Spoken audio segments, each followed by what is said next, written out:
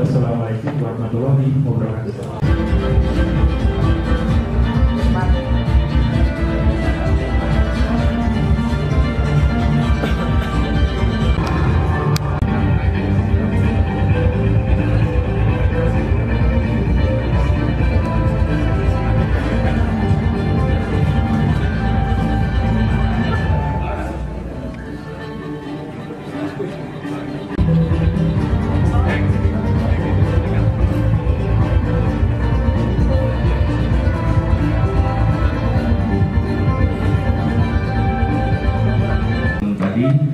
Acara pembukaan kegiatan pengembangan sosialisasi Jawa Barat itu diciptakan pada saat Tuhan sedang tersenyum.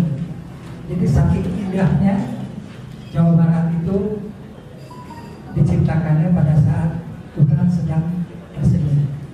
Tapi di balik itu ternyata Jawa Barat potensi bencananya sangat luar biasa. Kan di Cianjur sampai dengan tahun 2018 kemarin Cianjur menduduki ranking 1 mengenai bencana. Jadi di sini Bapak dan Ibu sekalian, kalau yang pertama-tama kita mesti sadar, khususnya yang berada di Cianjur, kita berada hidup di daerah yang punya potensi bencana. Itu yang harus kita. Tapi sebelumnya kita mesti tahu dulu apa sebetulnya disebut dengan bencana. Di sini ada menurut Undang-Undang 24 tahun 2007 bahwasanya yang disebut dengan bencana adalah peristiwa atau serangkaian peristiwa yang mengancam dan mengganggu kehidupan dan penghidupan masyarakat yang disebabkan baik faktor alam, non alam maupun manusia, sehingga menyebabkan timbul korban jiwa, kerusakan lingkungan, kerugian harta benda, dan dampak psikologis. Klasifikasi bencananya sendiri itu berdasarkan jenisnya, itu ada alam dan non alam atau ulah manusia. Berdasarkan terjadinya itu ada perlahan dan ada juga yang mendadak. Berdasarkan aspek penyebabnya itu ada 5: geologi, hidrometeorologi, biologis, teknologi, dan lingkungan. Dari Undang-Undang 24 tahun 2007 tentang penanggulangan bencana disebutkan bencana alam itu, yang disebut dengan bencana alam ada gempa bumi, tsunami, gunung meletus, banjir, kekeringan, angin topan, tanah longsor. Yang disebut dengan bencana non alam itu adalah kegagalan teknologi seperti pesawat terbang yang jatuh, itu termasuk dalam kegagalan teknologi. Dan terjadinya seperti reaktor yang di mobil itu juga termasuk kegagalan teknologi. Terus kegagalan modernisasi, epidemi dan wabah penyakit. Wabah penyakit, waktu itu saya bertanya-tanya kenapa wabah penyakit kok menjadi bagian daripada bencana yang masuk yang harus ditangani oleh BPBD. Tapi memang itulah apa namanya wabah penyakit itu adalah suatu bencana yang betul-betul harus kita tanggulangi bersama. Selanjutnya adalah bencana sosial, itu konflik sosial antar kelompok atau komunitas masyarakat. Dan yang terakhir adalah bencana sosial, itu adalah teror yang mungkin saja terjadi. Di Jawa Barat ini ada beberapa bencana yang apa namanya ada di Jawa Barat. Mulai dari angin puting beliung itu ada di beberapa kabupaten, khususnya pada saat pergantian musim. Selanjutnya kebakaran pemukiman. Ini sering terjadi kebakaran pemukiman, tetapi berdasarkan Undang-Undang 24 bahwasanya BPBD tidak melakukan masuk ke dalam kebakaran pemukiman yang rumah-rumah satu persatu. Tapi BPBD masuk kepada kebakaran hutan dan lahan. Tapi kalau kita lihat resiko yang terjadi pada saat terjadi kebakaran di pemukiman, Bapak dan Ibu bisa lihat mungkin hanya tersisa baju yang dipakai. Tapi berdasarkan di dalam undang-undangnya BPBD tidak masuk menangani itu. Nah, akhirnya saya coba dengan rekan-rekan BPBD, masa saya bilang kalau yang kebanjiran saja kita bisa berikan bantuan, hanya airnya lewat, hanya menggenang di rumahnya, airnya lewat, BPBD menangani bencana banjir dan memberikan bantuan. Tetapi untuk yang kebakaran pemukiman ini menjadi miris sekali buat kami di BPBD. Kami tidak bisa berbuat banyak.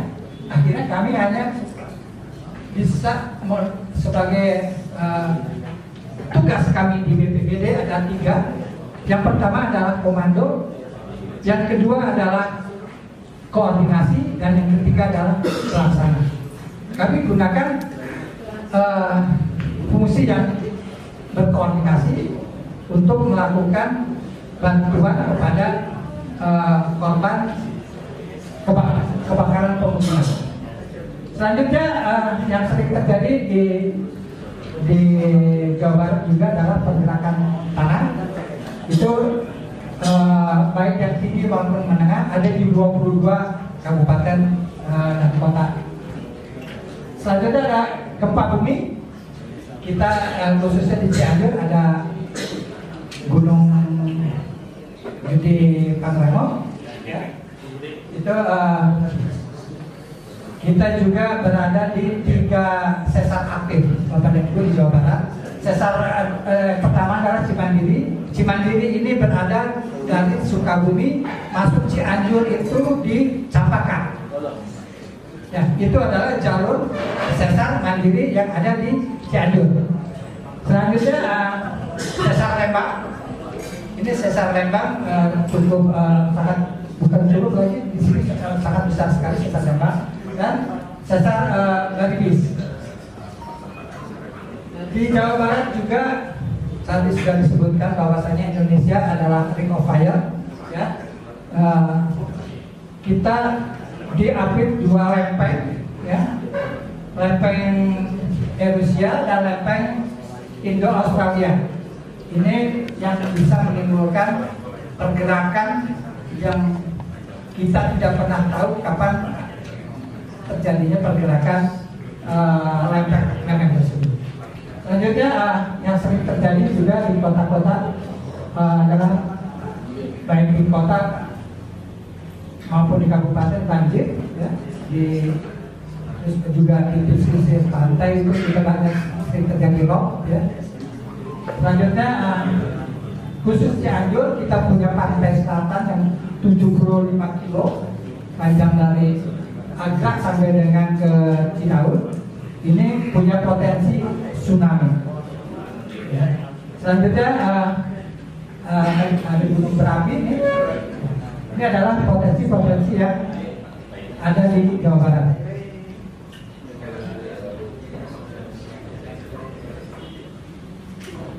Jadi khusus di Cianjur, resiko tertinggi itu adalah banjir, ya. Banjir bandang, cuaca ekstrim, tanah longsor, gelombang ekstrim dan abrasi, kebakaran hutan dan lahan, kekeringan, gempa bumi, letusan gunung berapi dan tsunami. Cianjur ada 360 desa dan kelurahan. Itu dari 10 potensi ini berdasarkan dari 10 potensi risiko bencana yang mungkin terjadi di Cianjur, itu berdasarkan kajian mungkin terjadi di setiap desa ataupun kelurahan, itu variasinya ini. Kurang lebih ada berdasarkan kajian ada 1.900 sekian kejadian yang mungkin terjadi di Kabupaten Cianjur. Itu luar biasa sekali. Nah, ini data 2007 sampai dengan 2016 di Cianjur. Di sini kita bisa lihat datanya, ya, mulai dari yang sering terjadi di Cianjur selama 2007 sampai dengan 2016, banjir longsor, gempa bumi, kekeringan, cuaca ekstrim dan tanah longsor. Ini kejadian per tahunnya, ya. Kita bisa lihat tahun 2016 itu ada 112, 2017 itu 115 dan 2018 alhamdulillah menurun. Kita bersyukur bahwasanya apa yang dilakukan oleh Bupati punya program yang namanya subuh berjamaah dan asal mengaji, mengurangi sangat mengurangi kejadian yang bencana di Cianjur. Ini adalah tantangan di masa depan, ya, di mana trennya ini kejadiannya naik. Tantangannya karena yang pertama adalah pertambahan jumlah penduduk kabupaten dulu, kebutuhan lahan mengakibatkan kebutuhan lahan yang meningkat, ya. Di sini orang membangun di mana saja di tempat-tempat yang mungkin secara aturan tidak diizinkan, tetapi karena lahan satu-satunya mungkin akhirnya menjadikan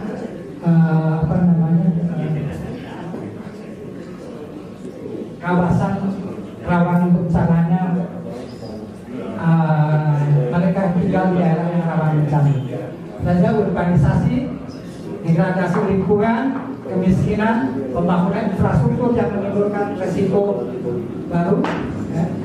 Terus perubahan iklim, pemanfaatan tata ruang yang tidak mempertimbangkan risiko, perencanaan strategis atau pengurangan risiko bencana dalam jangka panjang itu kita masih belum memiliki.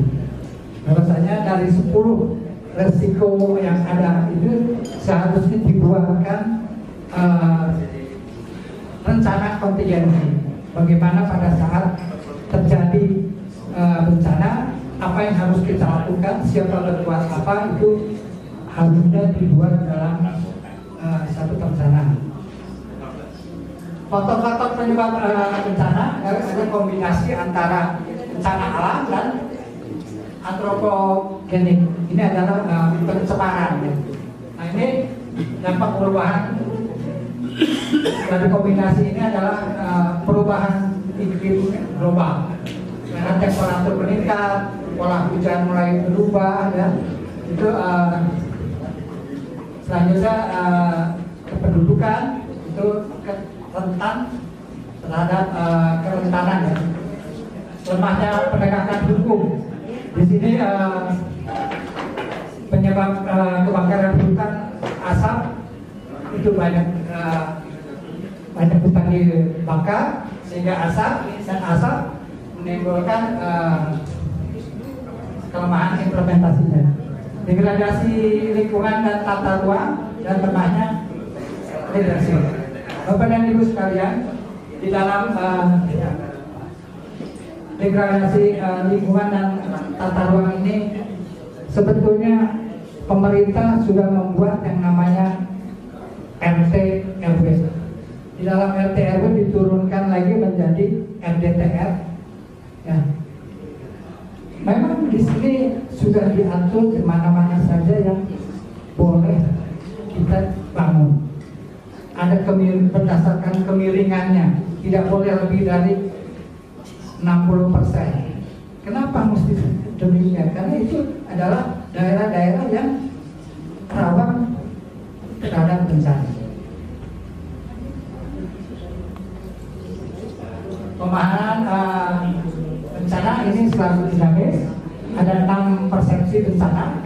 Yang pertama adalah persepsinya adalah bencana menyerupai peperangan. Yang kedua, bencana adalah produk dari kerentanan. Ketiga, bencana sebagai sebuah krisis dan penuh ketidakpastian. Yang keempat, bencana sebagai produk sosiopolitik ekologi. Ini menurut Pak Arif ini adalah Kepala BNPB pertama periode 2008 sampai 2000. Gitu ya. Selanjutnya bencana sebagai peristiwa ilahiyah dan yang terakhir adalah bencana sebagai komoditas kemanusiaan. Bapak dan Ibu sekalian, ini ada satu rumusan yang sangat terkenal sekali, di mana ini adalah RN adalah resiko, risk atau resiko bencana ini sama dengan hazard atau bencana ketemu dengan yang namanya kerentanan dan dibagi dengan kapasitas. Nah, di sini yang harus kita turunkan adalah kerentanan. Karena faktor kerentanan di sini ada mulai dari kerentanan fisik, ya, kerentanan lingkungan, kerentanan sosial dan kerentanan ekonomi. Nah, kerentanan fisik di sini Bapak dan Ibu bisa lihat bagaimana banyak daerah-daerah di Cianjur itu bangunan-bangunan yang didirikan di lahan-lahan yang tadi seperti kemiringan yang cukup terjal, ya, 60 di atas 60%. Terus juga di kerentanan lingkungan. Kerentanan lingkungan banyak daerah-daerah yang kita di Cianjur ini daerah yang rawan longsor. Nah, hal inilah yang harus kita cegah, harus kita turunkan. Bagaimana kita cara menurunkannya? Itu. Selanjutnya di sini kapasitas. Untuk menurunkan risiko ini harus kita kapasitasnya. Siapa yang harus kita tingkatkan kapasitasnya? Adalah kita semuanya sebagai warga masyarakat. Kita harus tahu bagaimana cara apa yang harus kita lakukan pada saat terjadi bencana. Terus terang pada saat saya sebelum ada di BPBD, kalau terjadi lagi enak-enak tidur terjadi bencana, itu langsung bangun, saya buka pintu mau lari keluar rumah. Itu butuh waktu yang yang cukup panjang. Itulah ternyata begitu saya masuk BPBD, oh saya tahu caranya. Ternyata bagaimana harus menyelamatkan pada saat terjadi gempa, ya seperti itu. Dan jadi oh benar, jadi karena ketidaktahuan, karena kebodohan saya dalam pada saat itu dalam menghadapi situasi yang tidak terduga itu. Bapak dan Ibu, sebetulnya gempa itu tidak mematikan, Bapak dan Ibu. Gempa sama sekali tidak mematikan. Yang mematikan adalah bangunan yang menimpa. Nah, jadi itu salah satu yang harus kita turunkan.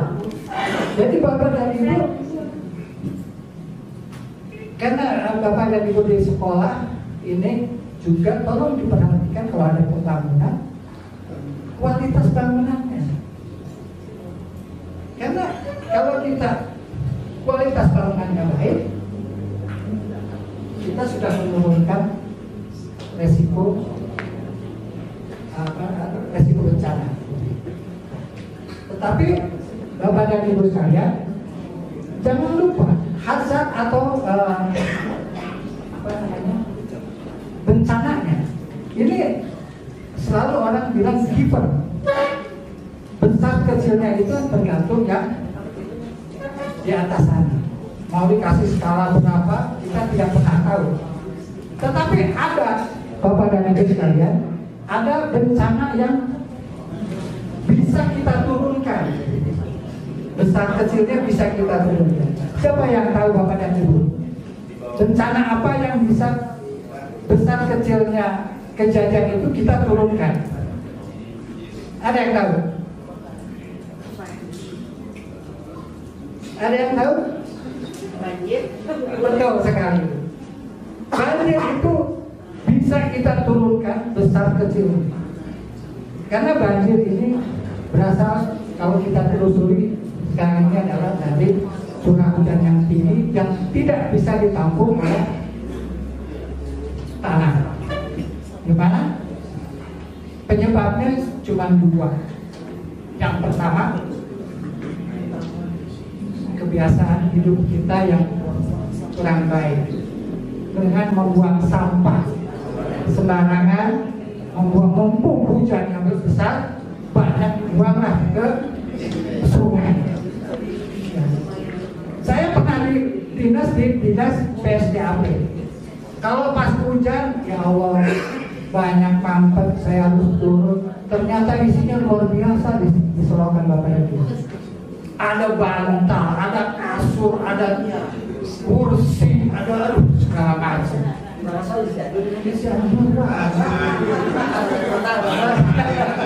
Bapak dan Ibu, jadi itulah cara hidup kita terlalu yang harus dirubah. Sehingga, saya bilang, ini kemana terjadi kebanjir di rumah sahabat saya sendiri. Begitu ditelusuri, ternyata mampet dari saluran air, akhirnya masuk ke rumah. Kasihan betul. Tapi itulah yang harus kita rubah supaya banjir ini besar kecilnya bisa kita atur. Yang berikutnya adalah penebangan atau di hulu ini kita sudah banyak terjadi penebangan di mana yang tadinya air bisa diserap oleh tanaman-tanaman keras sekarang banyak dijadikan sayuran. Banyak ditanami sayuran karena sayuran itu secara ekonomis dia menghasilkan dalam waktu yang cepat. Tetapi penyerapan air itu sangat kecil sekali. Selanjutnya bangunan-bangunan yang dibangun di tempat-tempat yang sangat indah, di puncak-puncak dengan yang terjal itu banyak sekali yang dibangun. Dan ada lagi yang sekarang yang banyak di Cianjur adalah seperti pembangunan kandang ayam. Karena mereka menghindari jauh dari masyarakat. Mereka membangunnya di ketinggian.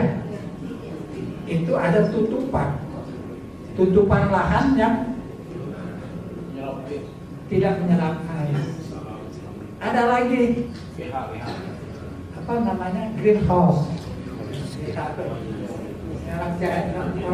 Apa namanya di puncak Jabaya di desa ini memang itu juga ditutup sehingga air lariannya itu yang tidak bisa terkontrol.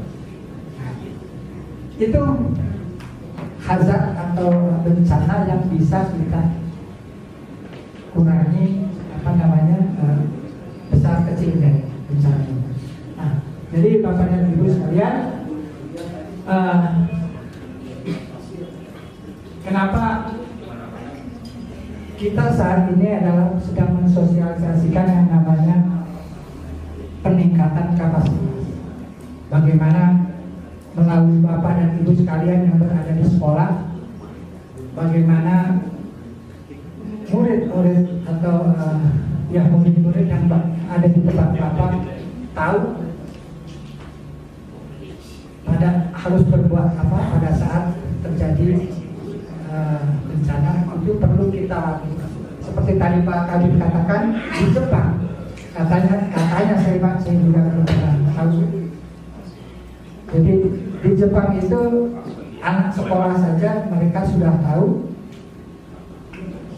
anak kecil itu sudah TK itu sudah tahu apa yang harus dilakukan pada saat terjadi bencana. Tas apa, warna apa yang harus dibawa pada saat terjadi bencana itu mereka sudah diajarkan.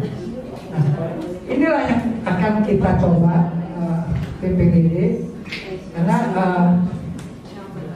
yang namanya bencana itu bukan tanggung jawab pemerintah semata.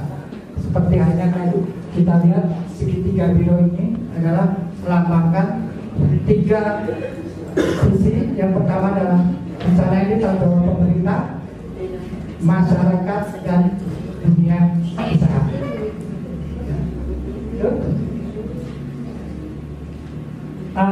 Bapak dan Ibu sekalian, sebab-sebab korban bencana itu selamat itu dalam namanya golden time, dalam waktu yang sangat singkat itu kejadiannya. Ya. Yang pertama, kalau dari dasar ini adalah kajian, kesiapsiagaan diri sendiri itu memegang peran yang sangat penting Bapak dan Ibu. Itu mencapai 35%. Yang kedua adalah dukungan keluarga, itu 31%. Dukungan teman dan tetangga itu 28%. Dukungan orang sekitar 2,9%. Dukungan tim SAR ataupun BPBD itu hanya 1,7%. Apalagi untuk di Cianjur ini, jangkauan kami untuk sampai ke Maninggung, sampai ke Agra, Cibinong dan sebagainya itu butuh waktu yang sangat lama. Makanya di sini inilah kesiapsiagaan mandiri yang akan kita sosialisasi. Karena betul-betul kalau kita tidak tahu kejadiannya kayak tadi saya bangun langsung cari kunci mau kabur ke ini, padahal jaraknya cukup lumayan makan waktu. Juga di sini kalau kita lihat dukungan keluarga, teman, tetangga dan orang sekitar, ini kelihatannya kita betul-betul harus hidup berhukum dengan sekitar kita, sehingga pada saat terjadi bencana inilah sebetulnya yang terdekat akan menolong kita. Ini adalah misi Kabupaten Cianjur ya, dimana kita sudah tahu semuanya Cianjur lebih maju dan bagus. Dan di sini tujuan BPBD adalah mitigasi dan pengendalian bencana secara terpadu. Sasaran kita adalah meningkatkan meningkatnya pencegahan dan pengurangan resiko bencana. Itu BPBD 2016-2021. Target indikator di NTBMD ini ada indikator sasaran yang 4. Programnya adalah pencegahan dan penanggulangan bencana alam. Bukan berarti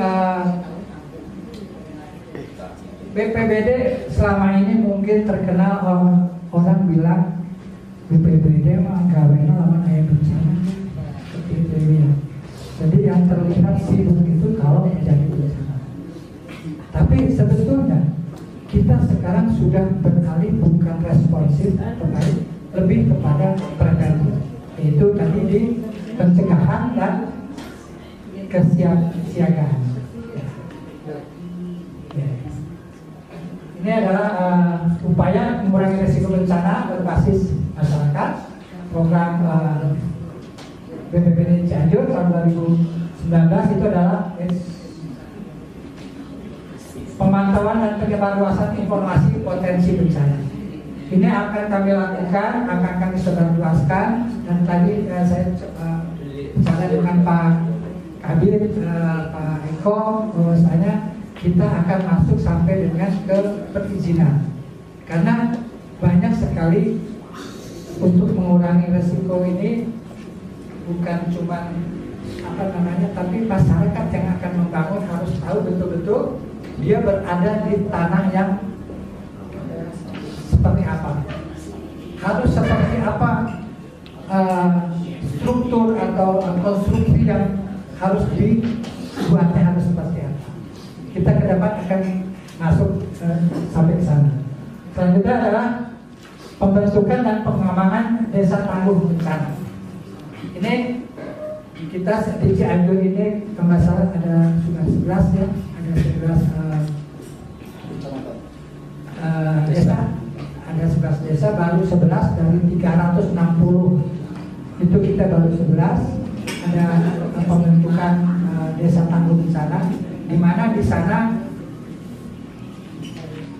dididik orang-orang yang ada di desa untuk mengenali daerah lingkungannya, potensi-potensi apa yang mungkin terjadi di daerahnya, dan merencanakan apa yang harus dilakukan, pencegahannya harus seperti apa, dan juga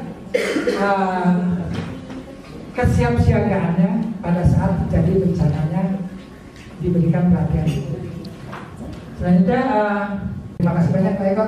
Jadi tugas saya sangat terbantu sekali di tingkat SMA dan SMK ya, SKP ya. Mohon maaf Bu, sudah sangat terbantu sekali untuk mensosialisasikan. Soalnya siaga penanggulangan bencana alam ini dan terakhir adalah kajian kebutuhan pasca bencana. Bapak dan Ibu sekalian,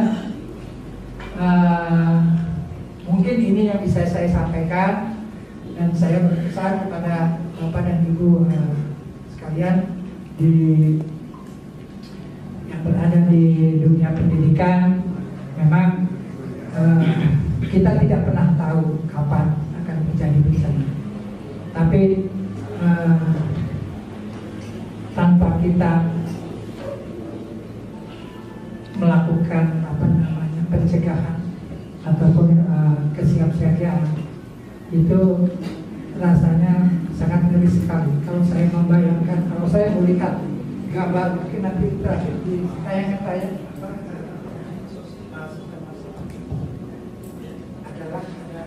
ada gambar apa ya? Ini saya kalau melihat bencana itu luar biasa sekali. Hanya dalam waktu hitungan detik, ya, apa yang sudah kita bangun bertahun-tahun itu bisa hilang dalam seketika. Itu aja mungkin. Terima kasih. Assalamualaikum warahmatullahi wabarakatuh.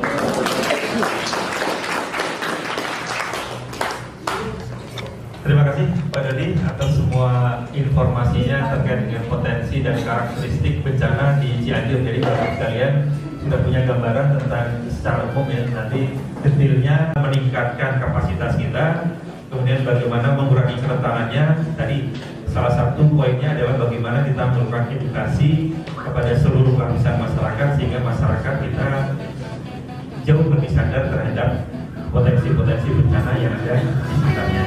Jadi teman-teman BPD ini segala urusan bencana sekarang masuk Pak, nangkep ular juga lapornya ke BPD gitu kan. Ada sarang tawon lapornya ke BPD gitu kan. Ada yang masuk sumur lapornya ke BPD. Bahkan ada yang orang hilang ada juga istrinya hilang masih ke BPD. Jadi mudah-mudahan dengan tugas banyak tugas yang menjadikan kita jadi semakin tangguh gitu ya. Jadi Bapak Ibu sekalian, jadi tadi sudah disampaikan bahwa ada hal yang mungkin beberapa poin yang bisa diambil barangkali terkait dengan bagaimana karakteristik, kemudian bagaimana peran BPD juga termasuk nanti Bapak Ibu sekalian juga akan mengembangkan sekolahnya menjadi sekolah yang lebih siaga terhadap bencana, lebih aman terhadap bencana, artinya menerapkan beberapa prinsip kebencanaan di dalam rangka untuk meningkatkan kesiapsiagaan seluruh warga sekolahnya. Nanti silakan hubungi saja Pak Dodi ini di Kota Cianjur karena ini yang terdekat wilayahnya. Jadi kalaupun teknisnya nanti mungkin kami dengan Pak Dodi akan bekerja sama dan sebagainya, tapi kalau tidak Bapak Ibu sekalian bisa langsung berhubungan dengan Pak Dodi deh. Baik itu akan melakukan sosialisasi untuk seluruh siswa barangkali, kemudian sampai dengan simulasi tadi, itu simulasi yang sudah cukup Cakupan dengan Pak Dodi untuk bagaimana tidak lanjut menyiapkan sekolah yang lebih tangguh terhadap potensi-potensi kebencanaan yang di wilayahnya masing-masing. Nah, untuk narasumber tadi kita akan dengarkan Pak Zamjam ini dari Sekretariat Nasional Satuan Pendidikan Rawan Bencana. Memang kerjanya khusus untuk mengembangkan Satuan Pendidikan Rawan Bencana. Kami silakan Pak Zamjam, nanti Bapak Ibu lebih banyak mengetahui bagaimana secara detail satuan apa itu satuan pendidikan kita. Tahun 2009 Bapak Ibu semua sudah di Cianjur dan KBP ya. 2009 tanggal 2 September ada yang terdampak gempa sekolahnya. 2009 Cikakareng yang longsor batu besar gitu kan. Kemudian Sindang Barang, Cibinong, ada yang dari Sindang Barang? Cibinong, Sukanagara, mana lagi yang daerah Cianjur yang dulu cukup parah. Naringgul? Ya. Kira-kira setelah itu kan disusul dengan Padang dan bencana-bencana lainnya, ada tsunami di Mentawai, kemudian Gunung Merapi dan sebagainya, Sinabung, Jogja, dan 2016 ke sini gempa-gempa besar mulai dari Pidijaya, Lombok, Sulteng, kemarin tsunami Selat Sunda. Ya, itu semua terjadi dari memang sekolah kita ini tadi sudah disampaikan berada di wilayah yang berisiko terhadap bencana gitu ya. Jadi memang tadi disampaikan kalau pencipta kita membangun Jawa Barat ini sedang bersenandung ya, sedang bersenandung-senang. Tapi di balik itu ternyata menyimpan risiko yang sangat tinggi. Kita lihat Jawa Barat ini kan jadi di sini ya. Ini seluruh Indonesia, ini dari sisi gempanya saja. Jadi kemungkinan terjadi sekali dalam 500 tahun itu. Kalau malam 500 tahunnya itu kapan? Tapi dari sisi saintis pemodelan bahwa ini ada titik-titik sebenarnya, titik-titik sekolah yang diwarnai dengan gradasi warna sangat merah, orange, kemudian biru dan abu-abu dari sangat tinggi ke sangat rendah tingkat risikonya. Nah, ini yang tadi disampaikan, Indonesia ini ada 5.611 yang 1 km di atas sesar. Jadi kalau kita bisa melihat kerak bumi, kemudian ada patahan-patahan yang saling tabrakan. Nah, sesar di atas Bandung Barat dan Cianjur ini Cimandiri ya, Cimandiri, tapi segmennya beda-beda. Ada yang segmen Lembang, ada yang Raja Mandala, Cimandiri Raja Mandala, Nyelindung, sampai benar-benar nih ke Cimandiri yang Sukabumi. Potensi terjadinya bahaya gempa di sini adalah 7 skala Richter. Potensi yang mungkin energi yang bisa dilepaskan itu setara dengan intensitasnya 7 skala Richter. Yang kemarin di Sulteng itu 7, berapa ya Palu Koro itu 7,3, 7,4. Sudah seperti itu, bisa dibayangkan. Apalagi mungkin kota Bandung ya, yang dari sisi struktur tanahnya lebih lembek Pak Eko ya, dibandingkan dengan yang lain. Itu bisa efek getarannya, goncangannya lebih besar. Di Kabupaten Cianjur sendiri ada 20 sekolah yang berada di atas sesar 1 km ya, jadi di atas garis lurus kanan kiri 500 meter 500 meter ada sekitar 20. Nah, mana aja yang 20 itu? Kita lihat, ini ada yang di sini. Ini sekolahnya 20. SD Sukamulya, Karya Mukti, Margahayu, Mulyasari, SMK Alfat, yang SMK-nya Sukamana. Aduh, ini nanti tinggal dilihat ya. Sukamananya saya nggak tulis di sini karena kebanyakan. Bojong Picung, SMK 1 Bojong Picung. Ada nggak salah ada di sini? Terima kasih. SMK Alfat Cibeber, SMA Nurul Janah, SMA Nurul Janah. Ini termasuk madrasah juga, ya, termasuk madrasah.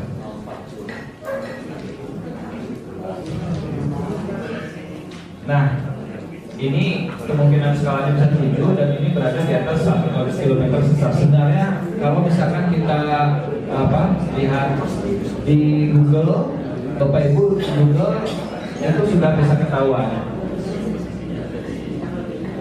Nah, ini yang multi ancaman di Cianjur. Saya kira di sini nggak ada yang Bandung Barat, saya nggak tampilin yang Bandung Barat. Bandung Barat lebih banyak lagi, 181 sekolah. Tapi yang dari jenjang SD sampai SMA ya, maksudnya kalau yang menengahnya SMP, SMA, SLB, SMK-nya harus dilihat lagi. Tapi seluruhnya 181, karena Bandung Barat kan padat ya. Nah, di sini Bandung Baratnya.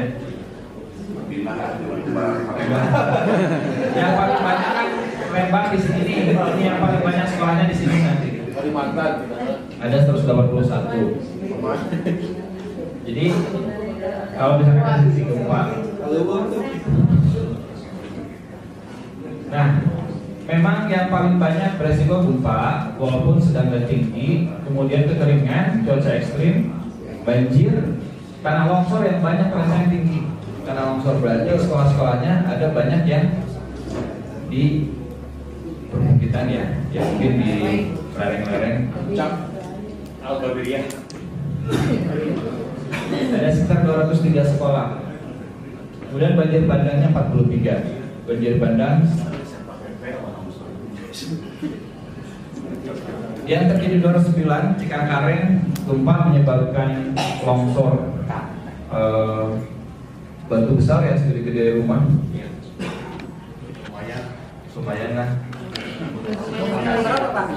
Selain gempa itu memicu banyak ya, selain tadi bisa longsor, kemudian juga bisa menyebabkan banjir atau banjir bandang.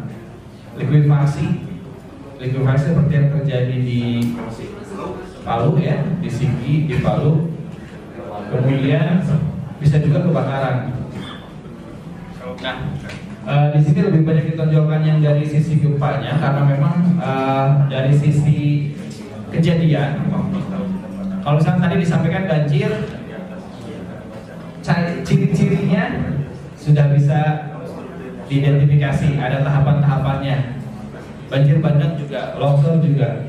Nanti kalau gempa, potensinya kita tahu, daerahnya di situ, kekuatannya sudah bisa kita ukur, tapi waktunya kapan?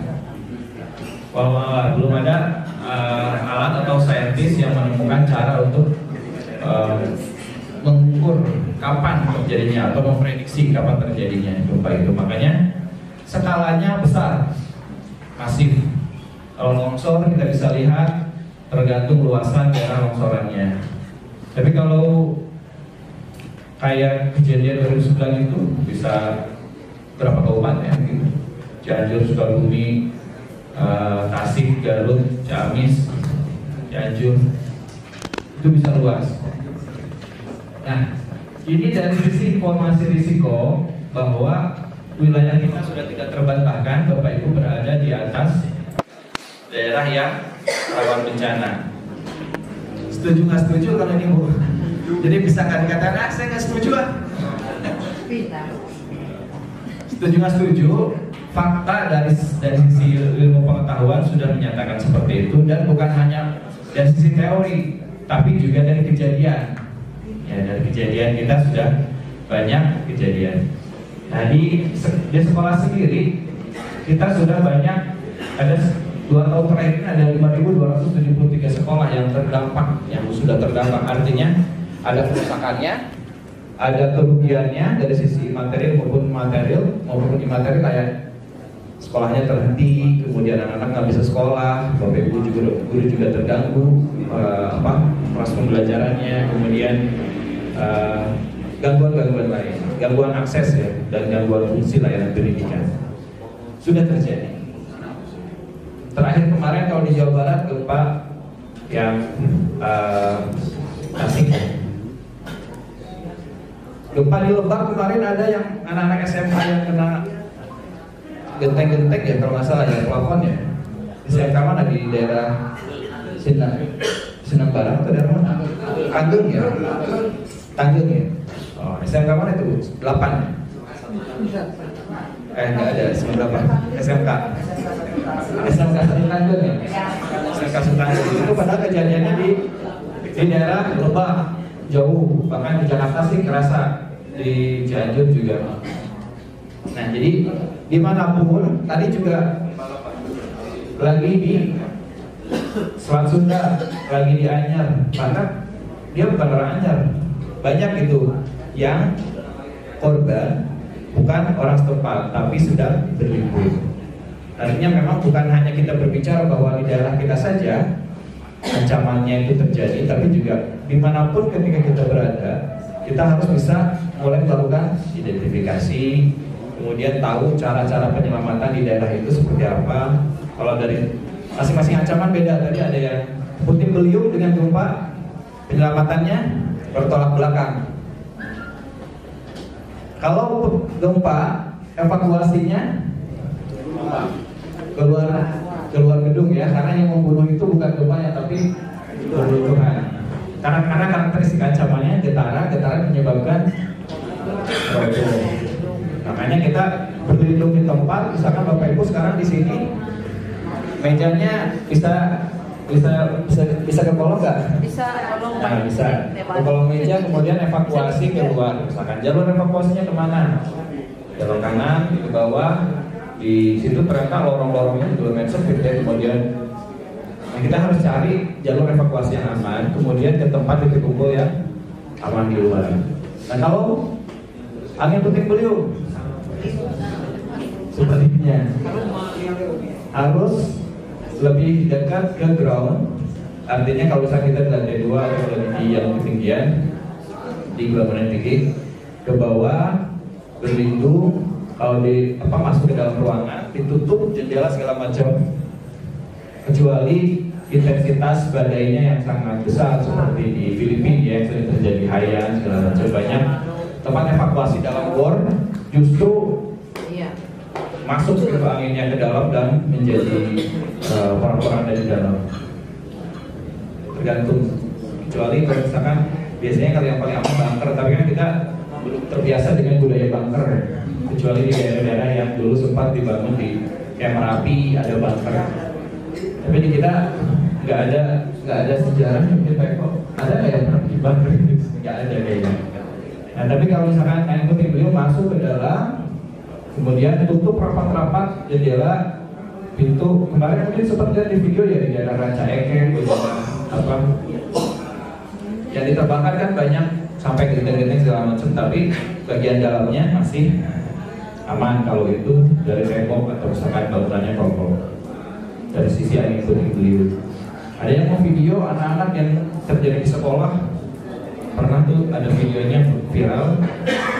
Gentengnya semua ke atas, tapi malah lihat keluar gitu, malah pengen lihat. Itu kan itu berbahaya. Justru harus menjauhi kaca-kaca harus ini, kemudian tetap berlindung bisa di bawah meja atau di apa, di drone biar tidak terlalu kena hempasan angin. Beda-beda caranya. Oleh karena itu cara-cara mulai dari tadi kita berbicara tentang pemahaman risiko. Bapak Ibu memahami risiko di sekolahnya, di wilayahnya itu apa? Apa ancaman yang mungkin terjadi di sekolah saya? Mungkin pertanyaan itu dulu yang muncul. Dari mana saya bisa dapat informasi itu? Dari BPBD. Karena BPBD jumlahnya orangnya terbatas, waktunya terbatas. Bapak Ibu bisa akses informasi di mana lagi? Pada buku Android, Bapak Ibu tadi Pak Eko sudah menyampaikan Inaris ya. Jadi sudah membuat pertanyaan saya. Sudah membuat pertanyaan nanti di share. Tapi yang di Inaris ini adalah real time. Jadi kalau ada perubahan data segala macam, karena sudah terhubung dengan Kapolri. Jadi Kapolri yang Bapak Ibu input datanya di sekolah berupa data siswa, data guru, data sarpras ini sudah disinkronkan dengan Inaris. Tapi memang pemanfaatannya Inaris belum begitu apa. Kita sedang kembangkan supaya bisa melakukan analisis. Kalau sekarang masih berupa overlay data. Jadi data karena sudah ada titik koordinat kan masing-masing sekolah sudah kasih titik koordinat. Nah, titik koordinat itu di overlay dengan peta Inaris. Dan BNPB sudah punya peta risiko wilayah. Jadi di wilayah itu apa saja risikonya. Jadi tinggal ditumpahkan petanya. Sudah bisa Bapak Ibu keluar. Nah sudah ada seperti itu. Nah kalau misalkan sudah ada bisa dilihat misalkan yang di webnya boleh di web boleh yang personal misalkan banjir ya. Daerah Cianjur ketik dulu daerahnya misalkan kabupaten kota Cianjur. Cianjur, maka akan keluar peta wilayah Cianjur. Nah terus kita ingin lihat di sebelah kanan ada yang garis-garis kalau di HP ada nanti keluar di sebelah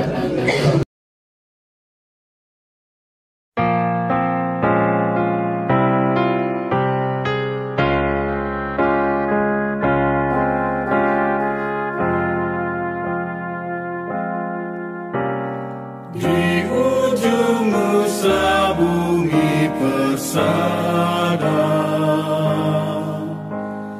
Ibu Pertiwi tak berdaya. Air mata terlukis duka, melihat derita